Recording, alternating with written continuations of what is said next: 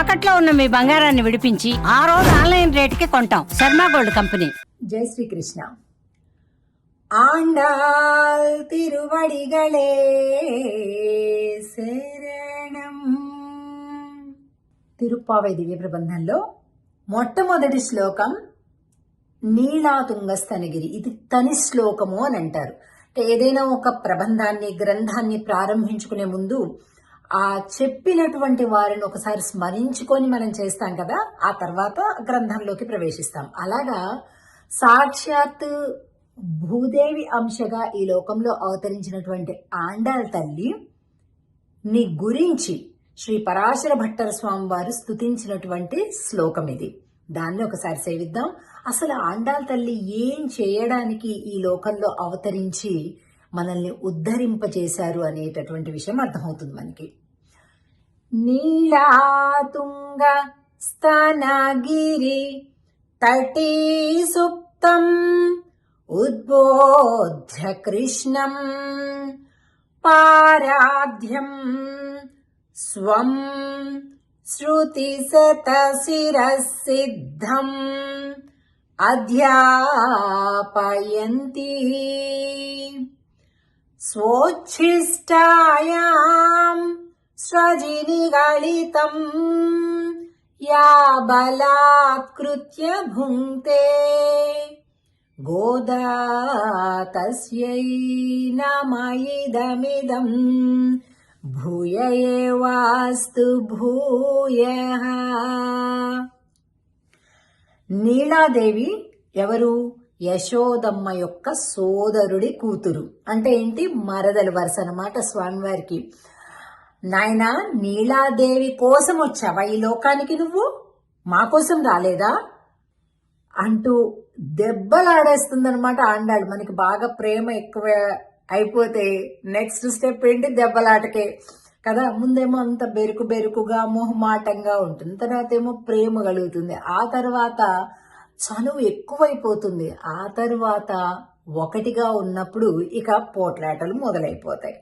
ప్రేమతోటి పిచ్చి పిచ్చి పోట్లాటలు కాదండి, ప్రేమ పోరాటాలు.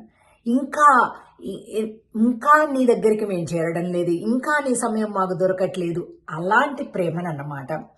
నాయనా, నీలాదేవి యొక్క ఉన్నతమైనటువంటి స్తనముల మధ్యలో పవళించేటటువంటి స్వామి లే నిద్రలే అధ్యాపయంతి. బెత్తం పట్టుకొని పిల్లల్ని ఎలాగైతే దండించి మరి నేర్పిస్తారో అలాగా నేర్పిస్తుందట ఆండాళ్ తల్లి. చెప్తుంది ఈ భక్తి ప్రపత్తి అనేటటువంటి స్తనద్వయం, అటువంటి స్తనద్వయము మధ్యలో పవళించినటువంటి ఓ స్వామి అంటుందన్నమాట. అధ్యాపయంతి స్వోచ్ఛిష్టాయాం సజినిగళితం యా బలాత్కృత్య భుంక్తే. స్వ ఉచ్ఛిష్టం ఎంగిలండి, కరెక్ట్ గా చెప్పాలంటే తెలుగులో. సంస్కృతంలో స్వ ఉచ్ఛిష్టము అని అంటాం. అంటే ఏంటి? ఇప్పుడు మనం కొంత తింటాం ఒక పండుని, కొంత పండుని తిన్నాక మిగిలినదంతా కూడా ఉచ్ఛిష్టం అయిపోతుంది, అంటే ఎంగిలైపోతుంది. మనం తిన్న తరువాత ఇచ్చేటటువంటిది అవుతుంది కదా.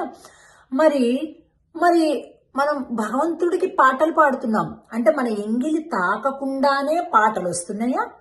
అది వేదం కావచ్చు, స్తుతి పాఠం కావచ్చు, కీర్తనలు కావచ్చు, శ్లోకం కావచ్చు, ఏదైనప్పటికీ అష్టోత్తర నామం కావచ్చు, ఏదైనప్పటికీ కూడా ఈ ఎంగిలి తాకకుండానే ఆ శబ్దం బయటకు వస్తుందా?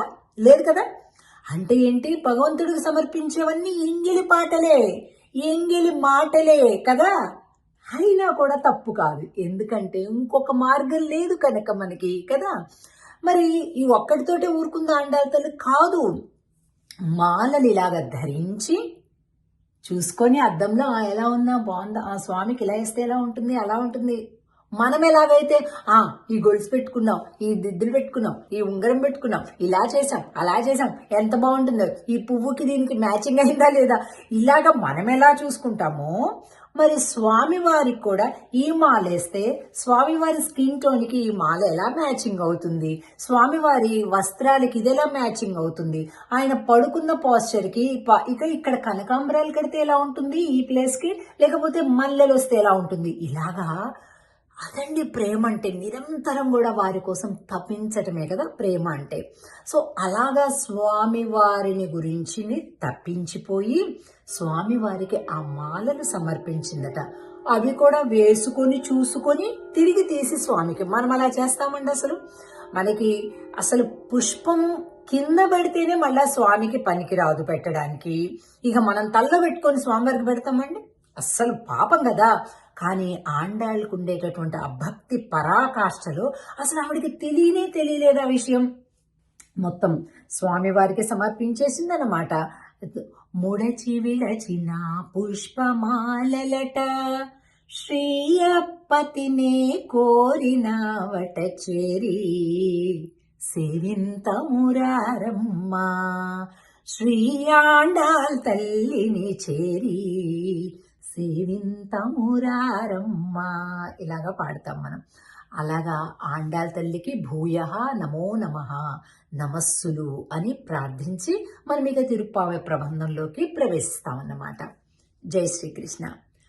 ఆండాల్ తిరువడిగళే శరణం.